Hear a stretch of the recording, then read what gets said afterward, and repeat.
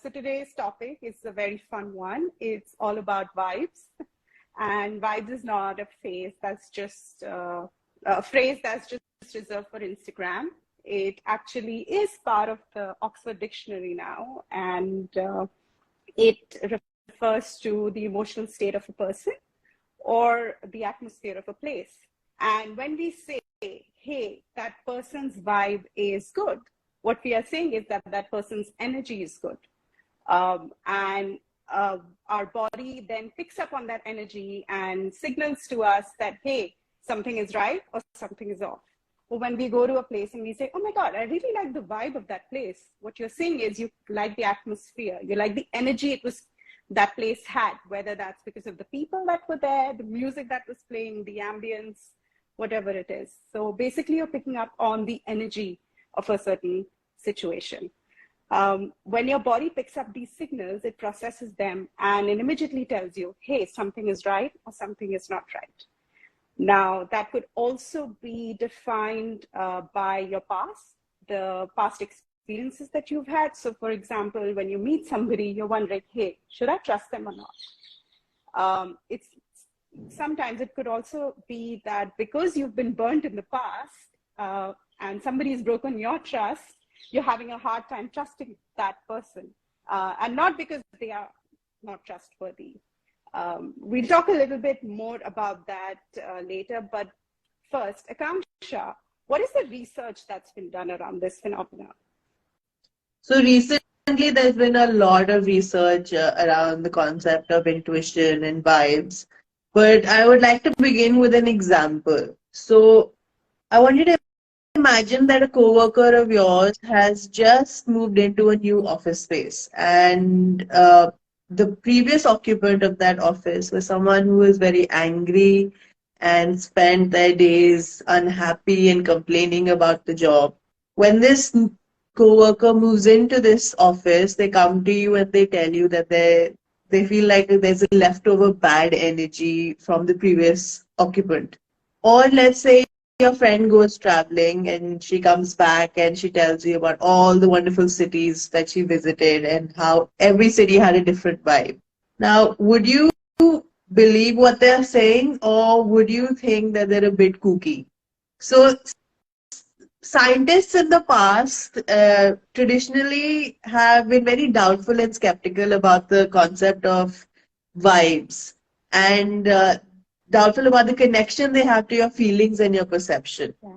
And yet, feeling the vibe of a room or a situation is a universal phenomena. It's a common human experience.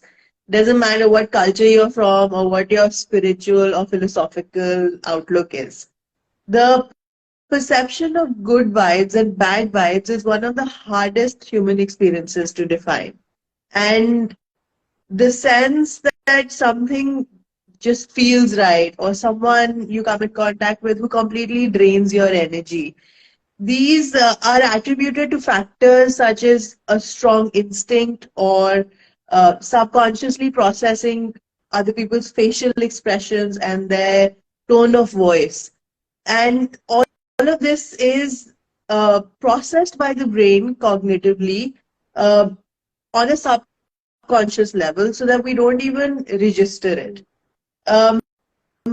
Another perspective on this is the concept of emotional residue.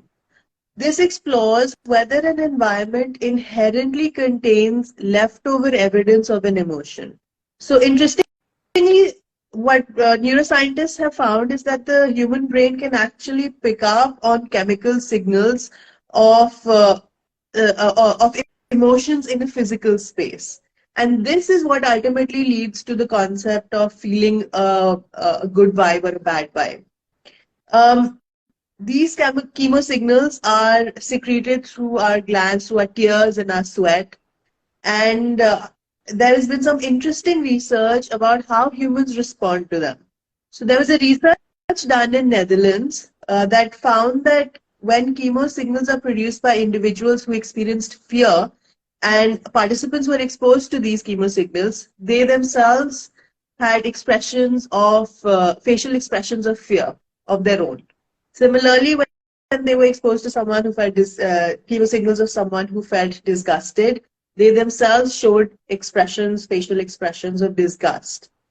Later in that experiment, uh, uh, we found the researchers found that when you expose the body odor of somebody who felt happy, who was in a state of happiness, those who are exposed to this also induced a state of happiness in themselves. Another very interesting research by Yale University showed that in a small town, if somebody feels happy or sad, that emotion ripples through the entire town.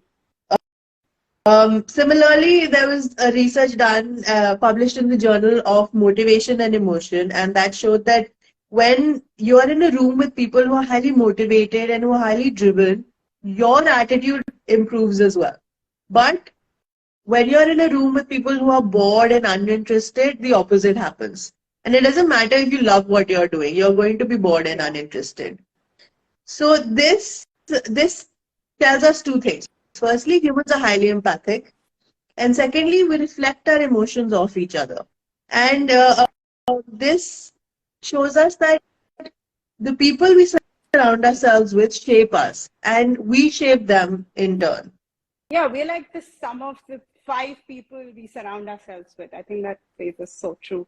And also, like when we talk about energy healers or energy healing, it's not really voodoo or magic. You know, it's actually picking up on these signals subconsciously or consciously, that you know, you pick up on them and then you sort of process them and work with the person you're working with. It's not voodoo or anything. It's, you know, it's your brain picking this up. Yeah, absolutely. And we use all this information that we pick up from our environment to make intuitive decisions to help us guide us in our lives. And this intuition is your immediate insight or perception into what is going on in your environment and what is going on in your inside of your own bodies. And in contrast to, you know, conscious reasoning and reflection and deliberation, there was a research at University of Leeds that showed that intuition is a real psychological phenomena. And what it does is that it uses our past experience with our current signals that we're getting from our body and from our environment to come at a certain conclusion. And like I said, this happens so fast that we don't even consciously register it. So that is why research has taken such a long time to catch up with it. Another research at the University of South Wales has confirmed that this is an important, very important part of our decision-making process. It helps us to make decisions accurately with speed, and it helps us to have confidence in our decisions.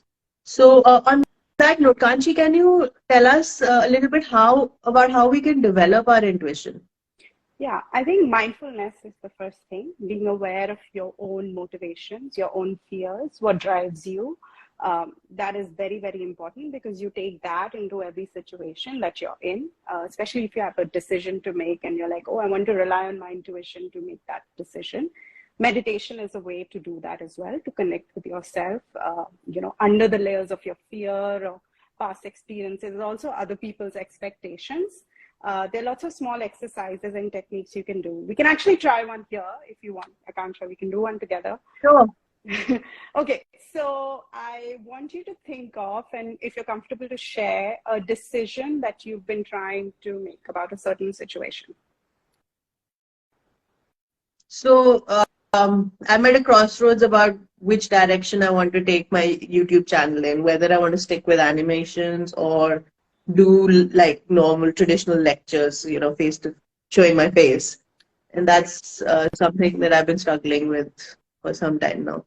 Yeah, so I'm sure you've made a pros and cons list, done your research, all of that. But let's now focus on your feelings, about how you feel about both these situations. So, okay, imagine the first scenario where you are just doing animations. And now focus on how you feel. Do you feel like your heart is contracting? You know, your shoulders are crouching? Do you feel open, calm? What do you feel like? Take a moment. I feel open and calm. You feel open. and calm. Okay. Now, the other situation, which is where you're doing just face to face. I feel a bit of nervousness, but also hopeful, and you feel like this is a good direction maybe to go in. Okay. Okay. But you're nervous because it's something you've not really tried before, and that's Yeah. completely natural. Yeah. Now, in spite of the fact that you're nervous, imagine yourself doing it. How do you feel? I feel good. I feel good about it. Yeah. Feel hopeful, open. Hopeful. Yeah. Yeah. I feel like, So actually, yeah. Sorry, yeah, go ahead. maybe a mix of both would be a good way, like, to go. It'll be fun and creative. There you go. I mean, this exercise didn't really give you a black and white. I think what it told you is that, hey, you could go either way, but a mix of both is what would excite you. Yeah. Yeah. Thank you for that. I was really nervous about whether I should do, live videos, but I think this has given me a lot of clarity.